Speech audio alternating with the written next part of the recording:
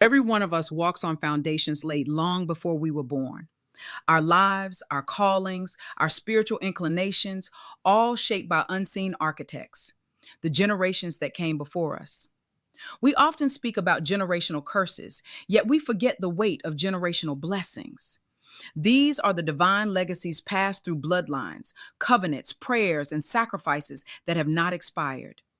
Your lineage is not just a story, it's a spiritual architecture, a structure built by choices, obedience, faith, and divine favor preserved across time. Genesis 12:2 through 3 declares God's covenant with Abraham. I will bless you, and you shall be a blessing, and in you all the families of the earth shall be blessed. The Hebrew word for bless, barak, means not just to prosper, but to endue with power for success.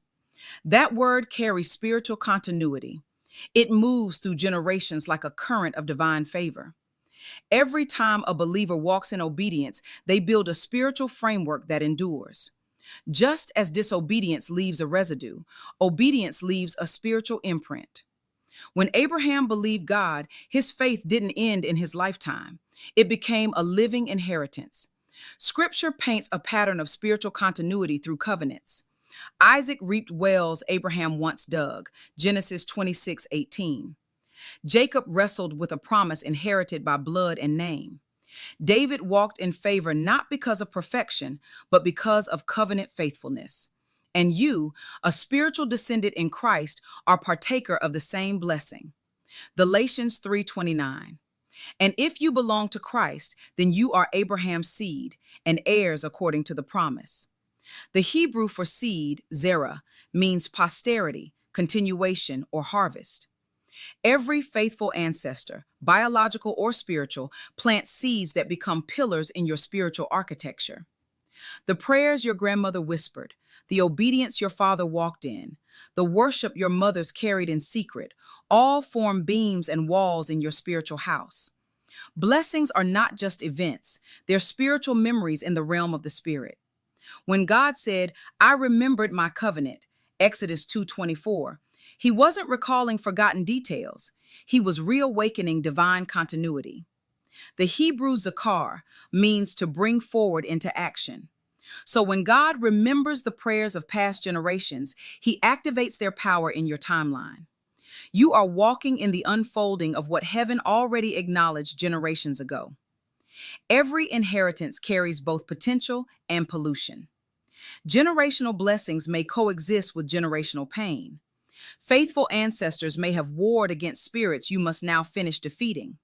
But here's the beauty. Christ doesn't discard your lineage, he redeems it. He takes ancestral architecture and restores it to its intended design. Romans 11:16 says, if the root is holy, so are the branches. The Hebrew shores, root, represents both ancestry and origin. When Christ sanctifies the root, the entire tree thrives again. Your role is not just to receive blessings, it's to become a steward of them. You're authorized to repair what's broken, reclaim what's buried, and rebuild what's been abandoned. Blessings are not passive, they require activation. You activate generational blessing by honoring your lineage, speak thankfulness for those who built your faith foundation, renouncing corruption, acknowledge and uproot what doesn't align with God's design, reclaiming promises, pray scripture to awaken dormant generational covenants, building forward, sow faith, prayer, and obedience into future generations. Psalm 112:2 proclaims, his seed shall be mighty upon the earth. The generation of the upright shall be blessed. The Hebrew goishar means firmly established nation. That's what blessing does. It establishes legacies. Father, I thank you for the architects of faith in my lineage, those who prayed, trusted, and obeyed. I receive the spiritual inheritance that flows through their obedience. I renounce every hindrance and reclaim every covenant promise. Let the blueprints of heavenly blessing manifest in my house, my destiny, and my generations to come. I decree, the root is sanctified, the structure restored, and the legacy alive. In the name of Yeshua, amen. You inherit not just what your ancestors achieved, but what they believed in. Their prayers laid roads you are now walking on. Their songs built gates you are now passing through. You are the continuation of what heaven designed through them, the next unseen architect shaping future generations by your obedience, faith, and covenant with God.